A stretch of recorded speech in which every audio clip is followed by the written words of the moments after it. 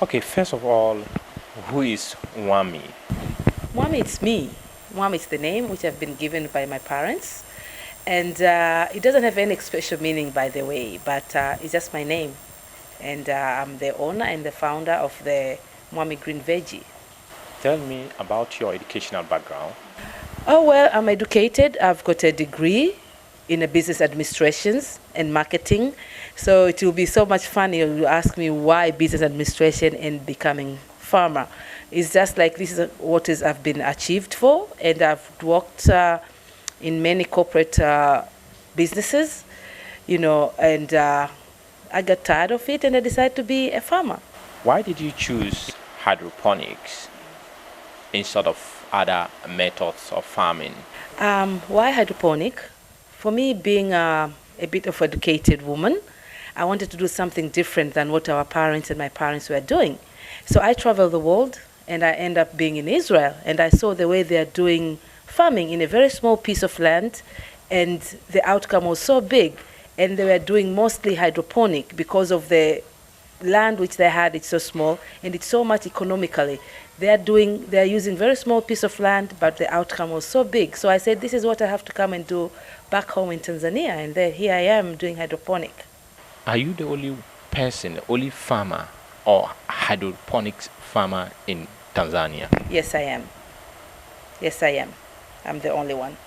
There are people who did it before, like a practice, like something to try on, but they didn't go ahead. Maybe they were not having much more passion about it. So you want to start hydroponics, what exactly do you need? Apart from a small piece of land, you need the technology. And the technology, you need the greenhouse, because everything has to be in the greenhouse.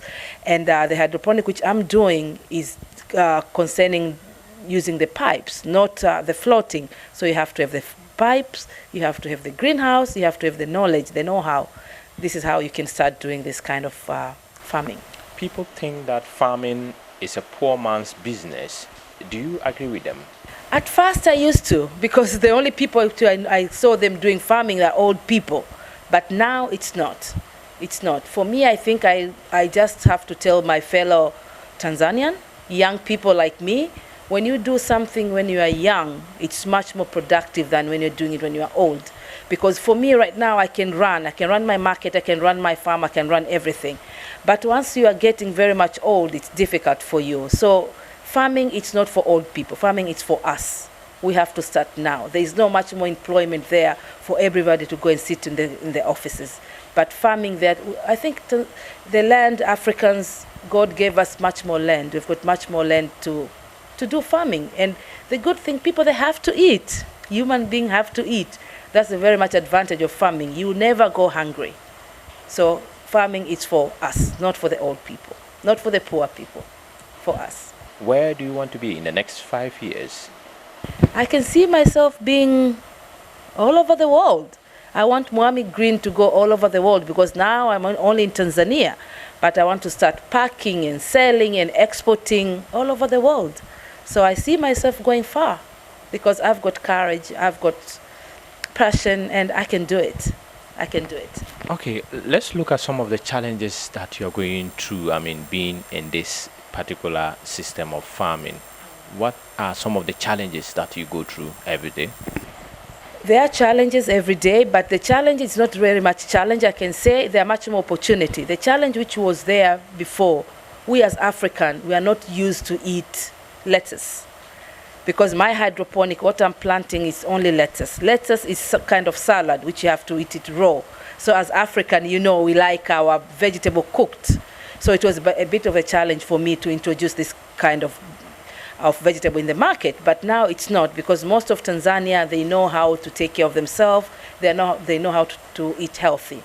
The other challenge, which it is still there, as I told you, is how to make the hydroponic, the equipment, the greenhouse, the pipes, the system. This is a bit of a challenge, because all of these things are quite expensive to get them here in Tanzania. Rajo. So this is the nursery, basically. And the nursery. Can I go there too? You must have to cheat on them so they can think like there's a sun and they grow. Okay, basically, how do I start? There's a nursery. That's where you're doing all the planting. All the planting starts in the nursery. And the plant stays in the nursery for 15 days. From the nursery, it goes to the primary. The primary stage, it's on the pipes, but the holes are a bit smaller than the ones on the secondary. On the primary, it stays there for 10 days, but this depends also with the weather. If it's too sunny, it stays there for 10 days. If it's not sun, like today, it's raining, so it can increase another 1 to 2 days. From the primary, it goes to the secondary stage. The secondary stage, as you could see, different from the primary, the holes are much bigger. And this is the last stage. It means the vegetable here, it's ready, the lettuce is ready to be sold. From here, it goes straight to the market. And my lettuce, if you could see them, they are soilless, like what I told you. You see, the roots are very much clean, and it's only the water. So if somebody buys... So basically, you don't need soil to... No soil. From the primary until the end, there's no soil. It's only water with nutrients which is passing on the pipes. About sustainability and economically, this kind of farming is really nice because the amount of piece of land I'm using, it's much more little than if I was doing the normal farming.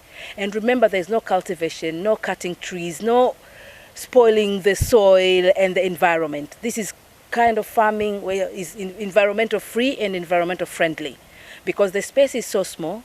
I'm not cutting any tree, I'm not cultivating any land, I'm not killing any kind of animal who's supposed to stay on the soil. So for this kind of farming, really we are saving a lot in what is happening right now in the world in terms of environmental. So I should put my voice, like if everybody can do this kind of farming instead of normal farming which we are doing, and save our world and save the environment, I think that is the thing I would say and I would emphasize to everybody doing farming right now.